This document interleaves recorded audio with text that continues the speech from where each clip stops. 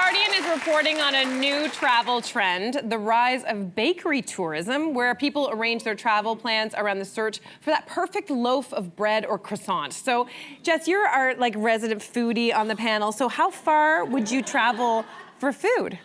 Not very far. Yeah.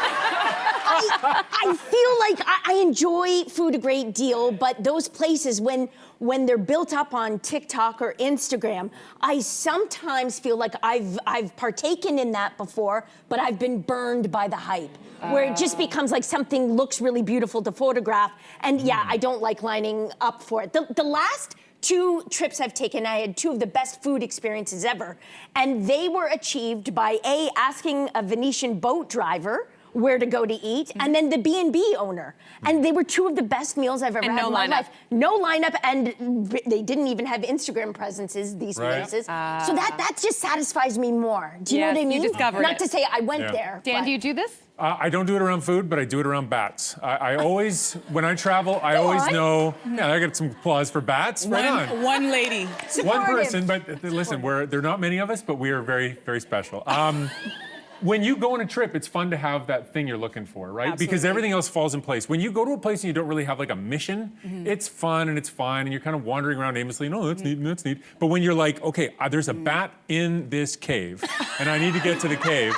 You go there, and then you end up having, like, one of the best meals I've had was on the side of a mountain in China when somebody brought it up to us. We were doing a thing for Daily Planet. We had a film crew, and they found a local who could bring up some food, and we just eating on the side of a mountain, waiting to go in and see the bats. That's super cool. It's about the journey, right? Yes. I love that. And I totally agree with you.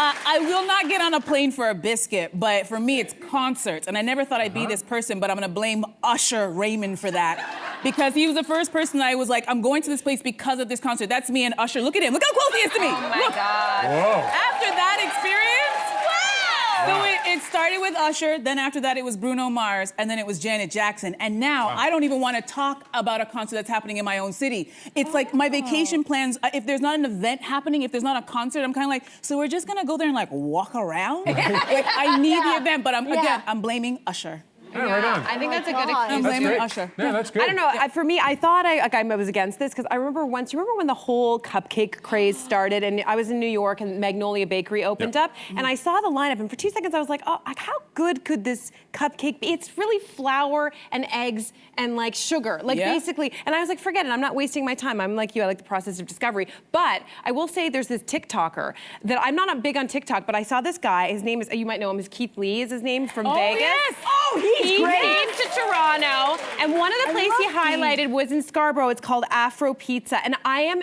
dying to go now. He made it look so good. So I love that. Do you know what I will say about him? Say. I totally agree with you. He's often highlighting places, mom and pop shops. That's right. That could actually use that boost in business, where you talk to the owner after and they're crying because, you know, they can pay their rent the next. They've changed their lives. Right. There's a beauty in that. I love that as well. well. So go check that out, Afro's Pizza. Okay, and Dan, we love having you here. Oh my God. This is so fun. You and your beautiful head of hair. Yeah. Come back anytime. We love it. Thank you. Hey, you, come a bit closer.